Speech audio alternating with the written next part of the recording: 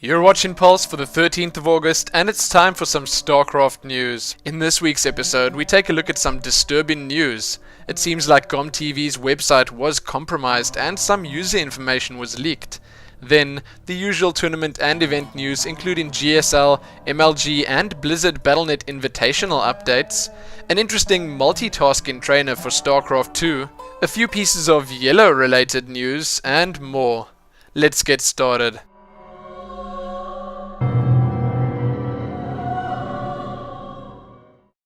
So the first of our news today is something pretty sad. Apparently GomTV.net has been compromised. Yes, the GomTV we know and love, where we log in every day to watch that GSL action live. It appears that there's zero security on the passwords and they were stored in plain text on the GomTV site. So I guess if you use your GomTV username and password elsewhere, you should just be wary. Now obviously a lot of people are overreacting, but some are saying that it's not that big a deal and that GomTV does apparently use PayPal to handle all their transactions and they never had your financial or banking details in the first place, so nothing like that is at risk. So it's recommended that you change your GomTV password or any others that are in fact the same. But that's about all I have to say on this. I hope GomTV sort this out soon and take this as a bit of a wake-up call. So, you can read more about this below and stay safe. Now time for the GSL results and updates. So let's have a look at the Code A round of 16. Yes, it is that far already. In the first playday, Ganzi took down Fruit Dealer, Teja took down SC, Dongray Gu lost to JYP, which was a bit of an upset. And lastly, IM's Yoda took down Tassadar. In the second playday of the round of 16, Check is back and he took down Sniper. Lenok took down Maka, Jakji beat Lucky, and lastly, Marine King beat Yu-Gi-Oh! Moving right along to the Code S, we've got the round of 32 results. I'm going to try keep these as brief as possible, and once again, thanks to TeamLiquid for these amazingly well laid out results. Makes things a lot easier. So, Group A, MMA advances to the round of 16 with a score of 2-0. Nesty goes 2-1 and also advances to the round of 16. I Am Happy stays in Code S, and Kirix goes down to the up and down matches. In Group B, MVP advances to the round of 16 with a 2-0 and Pult joins him with a 2-1. Noblesse goes 1-2 and stays in Code S, and lastly MC loses his games and is headed for the up and down matches. Then on the second playday of the Code S round of 32, they couldn't play Group C due to Huck's absence. He is actually at the Blizzard Invitational this weekend. And in Group D, Nada goes 2-0 to advance to the round of 16, Keen joins him with a 2-1, Koka stays in Code S, and Alicia is headed for the up and down matches. Then in the GSTL Week 7 Venus League, we had Zenex against FXO Korea, the former Team FOU, and FXO Korea actually managed to take that with a score of 4-3. This was mainly because of a pretty amazing display from The Best. He managed to take down Puzzle, Line, and Koka. Then in Jupiter Week 7, we had an equally impressive result, this one from Thorzane. This was Team F United against MVP, F United being a bit of a mixed team of foreigners.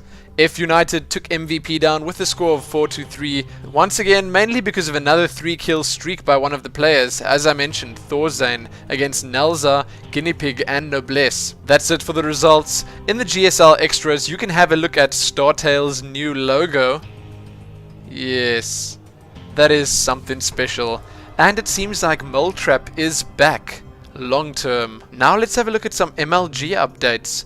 We do know that a bunch of Koreans will be attending the next MLG, that's MLG Rally, and those include Nada, Bomber, Trickster, Koka, Dongray Gu, Rain, and Choya. Now those guys are great and all, but they're not the ones getting all the attention at the moment. It seems like Tasteless and Artosis will be back for yet another MLG. They will be gracing us with their presence on the red stream once more. Day 9 will be there once more, but this time around DJ Wheat had a previous commitment, and co-casting with Day 9 will be Mike Lamond, and for those of you that don't know, that's Husky. In the rest of our MLG news, or we could call it the MLG extras, you can have a look at the finalized groups for MLG Rally, and sadly, as you can see, they are lacking one special Korean, MVP.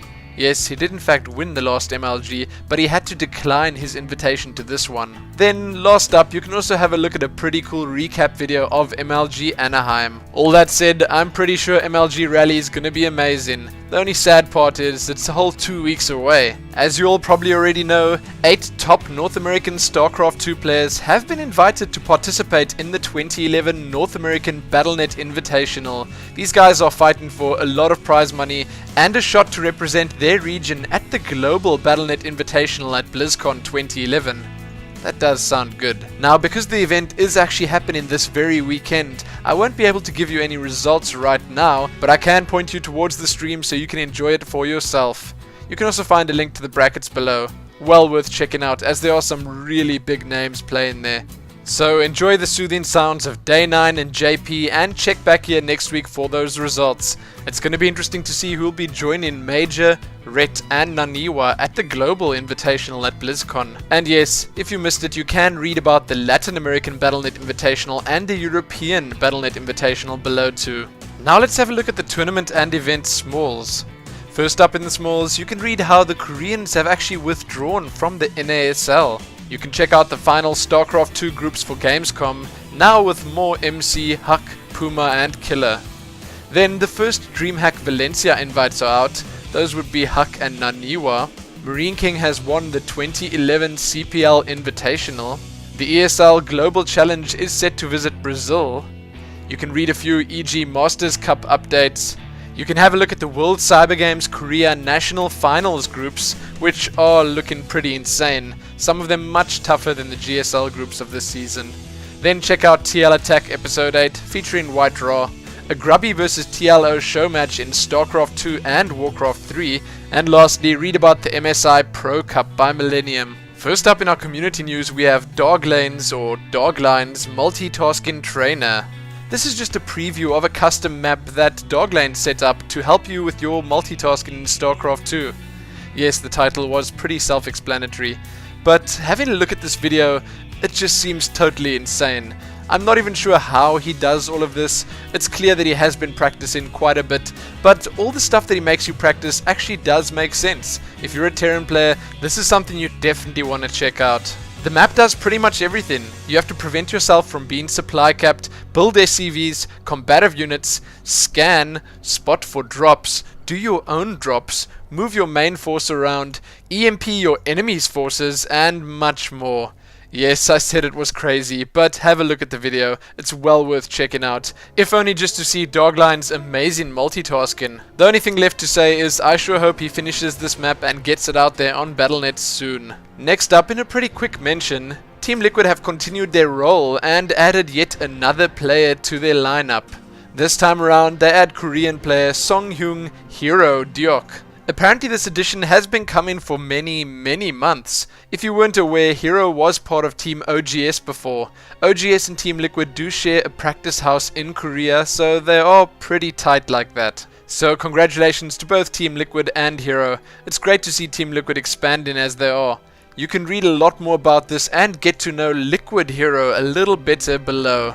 There's a replay pack, an interview, his stream, his Twitter account, and much more. Well worth checking out. Now in the last, and in my opinion definitely the biggest of our community news, we have YellOw Watch.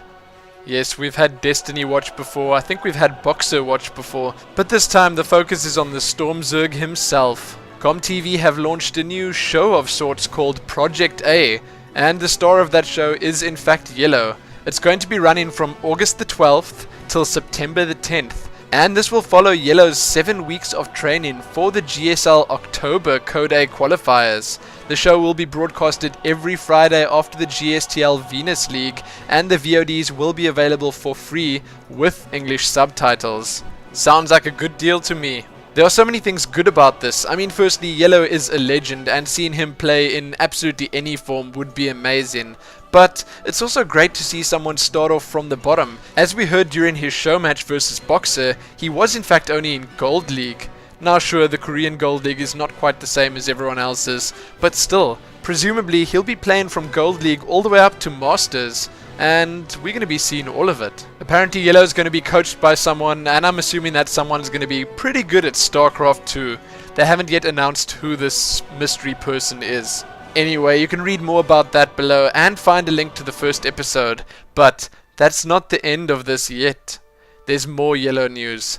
There are rumors floating around that YellOw may well have joined the Slayers family and signed Slayers Jessica as his personal agent. Some pretty interesting stuff going on. You can read a lot more about all of this below. So just before heading into the smalls, there's an image I wanted to show you guys. This is a visual scouting and reaction guide on how to TVP for Terrans that don't understand the Protoss race. I gotta say, it's incredibly well made, and it seems like it could be really useful. I sure hope he doesn't stop with this and makes one for every single matchup, although that might be a bit harder if he is in fact a Terran player. But anyway, it's really cool, check it out. So with that done, let's head on over to the community smalls. First up, over at the official site, check out Achievecraft 10, Master of the Universe. Then have a look at some new StarCraft art updates. Be sure to check out the new SteelSeries mouse, the Sensei. It does in fact look pretty cool, and I would absolutely love one of those. Then it seems like TSL has returned to the StarCraft II committee in Korea. A lot of the information I mentioned last week was apparently falsified. Anyway, I'll leave that up to you to discover. Check out an interesting post over at Gamer Advice titled, "What really sets esports apart from normal sports?" And it seems like we might well get our hands on some Slayers shirts soon. Kelly Milkies is apparently now writing for FHM. There's a new female team that was started up that's looking pretty professional. FemFX. Team Rain has signed Artist and Gix. You can read a Mr. Bitters interview, a IG Zigwa interview, a Cloud interview. Right here on YouTube, you can check out EG Machine vs. Food. Sela and Alicia teaching Protoss, a StarCraft II lesson. That was absolutely hilarious. Then another pretty funny video. Newbie McNoob casts EG Idra vs Liquid Huck with Harry Carey. If your thirst for entertainment has still not been slaked, check out the Stimcast episode 1. Major calls out Destiny. Then another song from Tempo, All I Do Is Stim. A Husky drawing by Zook. And lastly, a pretty interesting StarCraft map preview called Nuke Tac Toe. Sadly, that's all I have for you in this episode. Be sure to check back here soon for more. Remember to leave a comment, like the video, favorite it, share it, and subscribe. Most importantly though, happy StarCrafting.